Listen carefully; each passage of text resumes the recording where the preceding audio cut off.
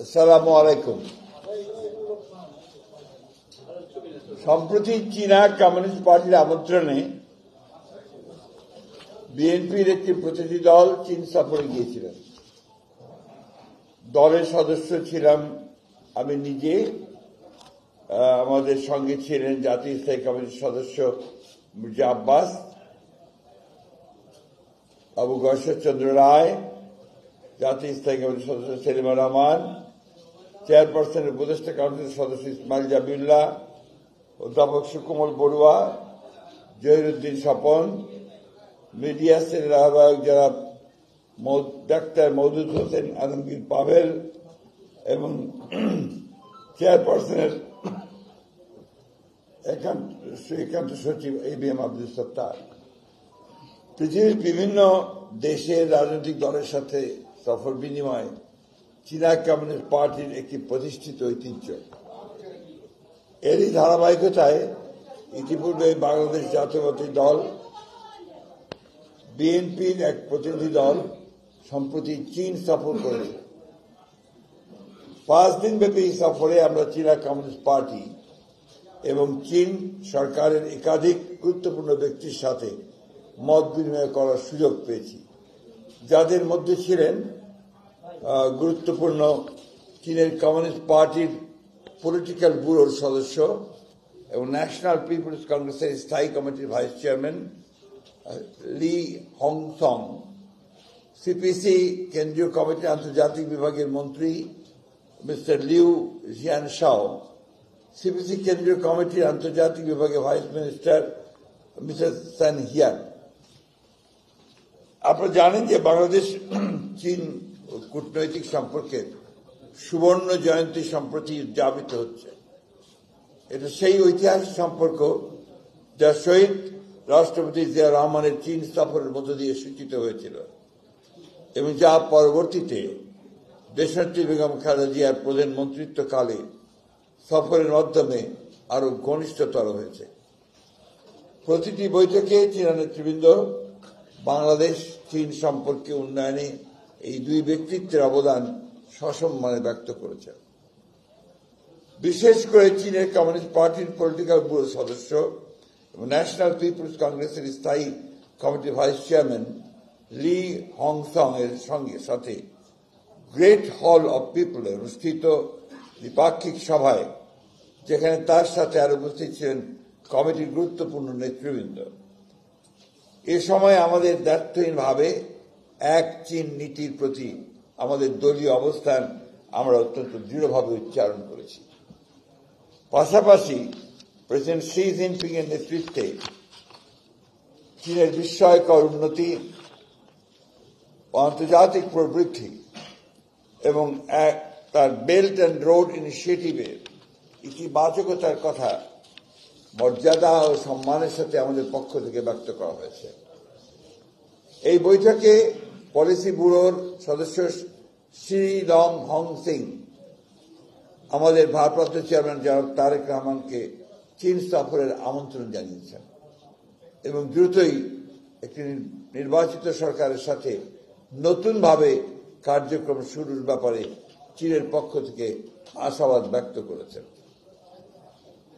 বৈঠকে বাংলাদেশের অবকাঠামো উন্নয়নে পরীক্ষিত বন্ধু রাষ্ট্র হিসাবে চীনের অবদান সমূহ আমাদের পক্ষ থেকে ধন্যবাদের সাথে উল্লেখ করা হয়েছে এবং ধারাবাহিকতায় আগামীতে ডিজিটাল প্রযুক্তি, সেমিকন্ডাক্টর, নবায়নযোগ্য জ্বালানি, মেডিকেল ও উচ্চ স্বাস্থ্য সেবা, উচ্চশিক্ষা, যোগাযোগ, আধুনিক কৃষি প্রযুক্তি, SME বিজনেস, ব্লু ইকোনমি, উন্নতর প্রযুক্তি হস্তান্তরের ক্ষেত্রে চীনের অধিকতর ভূমিকা রাখার আহ্বান জানানো হয়েছে। চীনের পক্ষ থেকে এ ব্যাপারে ইতিবাচক অবস্থান সুস্পষ্টভাবে উল্লেখিত হয়েছে। কূটনৈতিক সম্পর্ক স্থাপনের সুবর্ণ জয়ন্তী উপলক্ষ করে আমরা এর অধিকতর প্রায়োগিক দৃষ্টান্ত দেখার অপেক্ষা রয়েছি, যাতে আমাদের মাঝে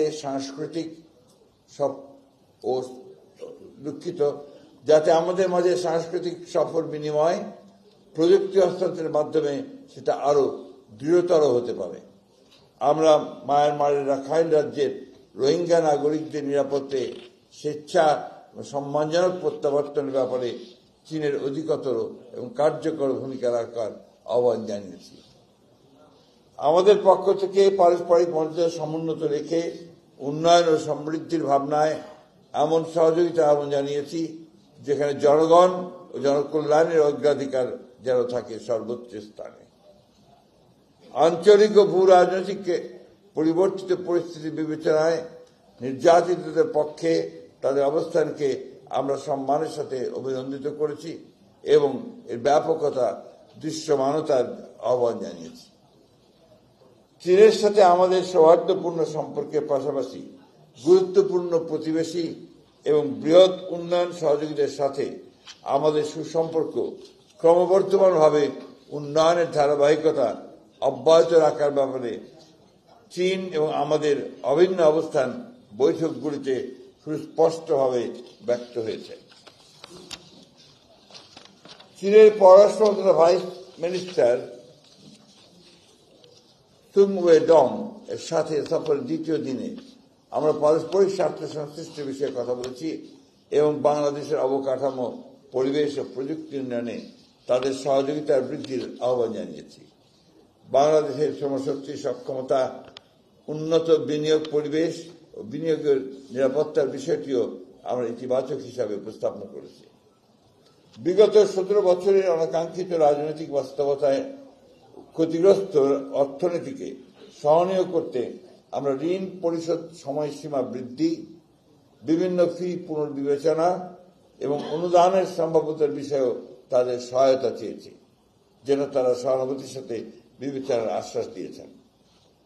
বাংলাদেশ চীন ফ্রেন্ডশিপ হাসপাতাল নির্মাণ, দেশের উত্তরাঞ্চলে উৎপাদিত কৃষিপণ্য সংরক্ষণ, রপ্তানি সুযোগ বৃদ্ধির বাস্তব পদক্ষেপ, কুনমিংয়ে 4টি বিশেষায়িত হাসপাতালে বাংলাদেশি রোগীদের চিকিৎসা সহজতর করা, চীন বাংলাদেশের মাঝে স্থলপথে আন্তর্জাতিক যোগাযোগ স্থাপনের উদ্যোগ, এগুলো আমাদের আলোচ্য সূচি ছিল, যা ইতিবাচকভাবে সম্পন্ন হয়েছে। চীনের কমিউনিস্ট পার্টির পক্ষ থেকে 2 বছর মেয়াদী রাজনৈতিক সমঝোতার স্মারক স্বাক্ষরের প্রস্তাব করা হয়েছে, যা আমরা ইতিবাচকভাবে গ্রহণ করেছি।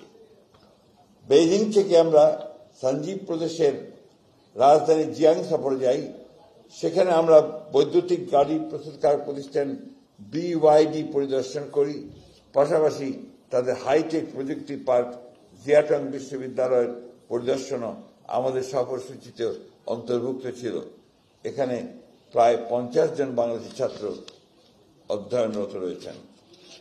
সঞ্জীব প্রদেশে কমিউনিস্ট পার্টির সেক্রেটারির সাথে আমাদের দ্বিপাক্ষিক বৈঠক অনুষ্ঠিত হয়, যেখানে আমরা উচ্চশিক্ষা বিনিময়ে তাদের সাথে গার্মেন্টস শিল্প স্থানান্তরের ক্ষেত্রে বাংলাদেশকে বিবেচনা রাখার প্রস্তাব বিবেচনা করার আহ্বান জানিয়েছি।